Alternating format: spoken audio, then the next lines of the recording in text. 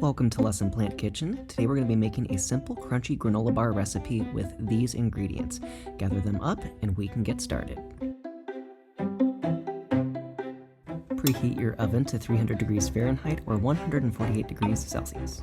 In a large bowl, combine a half cup each of TVP and old-fashioned oats, followed by a half cup of almonds, 1/2 cup raisins, 1/3 cup cashews, 1/3 cup stevia, which is optional, 1/3 cup vital wheat gluten flour, 2 tablespoons of peanut butter powder, 1/2 teaspoon salt, 1 teaspoon of baking soda.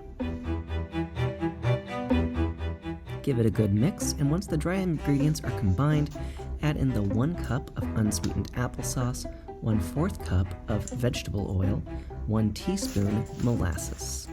Combine until very well mixed and you're ready to put it on some parchment paper.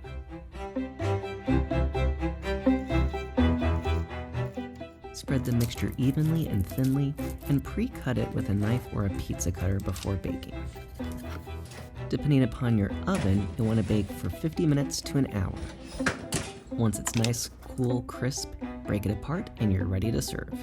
Nutritionally, this is similar to store-bought granola bars and can serve as a great base to modify per your dietary needs. Thank you so much for watching. If you enjoyed this video, please give it a like, share it with friends and family, and if you haven't already, consider subscribing. More recipes on lessonplantkitchen.com and here on YouTube.